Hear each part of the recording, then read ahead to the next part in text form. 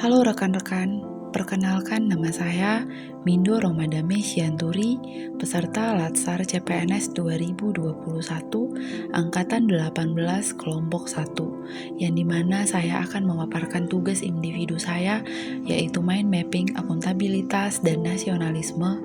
Pengampu materi ialah Dr. Andus Jum Saidi Damanik SH. Baiklah, saya akan mulai dari akuntabilitas. Pengertian akuntabilitas. Akuntabilitas ialah kewajiban setiap individu, kelompok, atau institusi untuk memenuhi tanggung jawab yang menjadi amanahnya. Amanah seorang PNS adalah menjamin terwujudnya nilai-nilai publik. Aspek akuntabilitas. Ada beberapa aspek-aspek akuntabilitas. Yang pertama, akuntabilitas adalah sebuah hubungan. Yang kedua, akuntabilitas berorientasi pada hasil. Yang ketiga, akuntabilitas membutuhkan adanya laporan.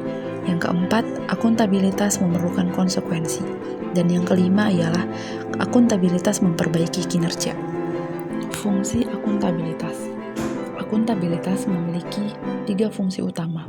Yang pertama, untuk menyediakan kontrol demokratis, atau disebut dengan peran demokrasi. Yang kedua, untuk mencegah korupsi dan penyalahgunaan kekuasaan, atau peran konstitusional. Yang ketiga, untuk meningkatkan efisiensi dan efektivitas, atau disebut dengan peran belajar. Mekanisme akuntabilitas.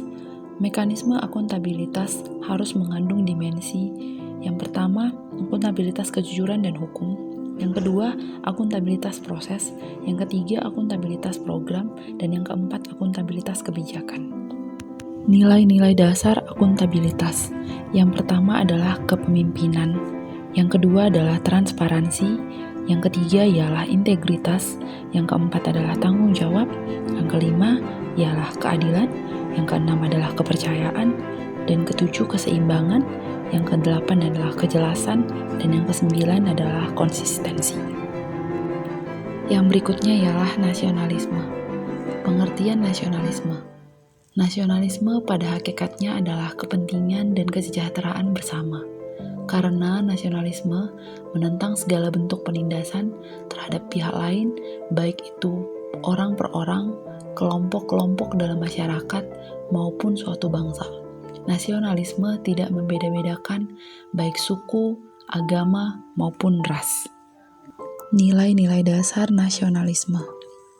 Nilai dasar nasionalisme diwujudkan pada Pancasila, yang dimana sila pertama ialah ketuhanan yang Maha Esa.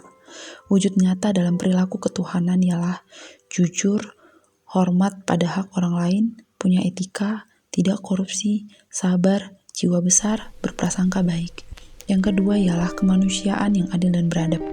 Wujud nyata dalam perilaku kemanusiaan ialah toleran, tidak zolim, sopan santun, saling tolong menolong. Yang ketiga ialah persatuan Indonesia. Wujud nyata dalam perilaku persatuan ialah rukun dan damai, menjaga keutuhan bangsa, menjunjung tinggi kehormatan bangsa dan negara.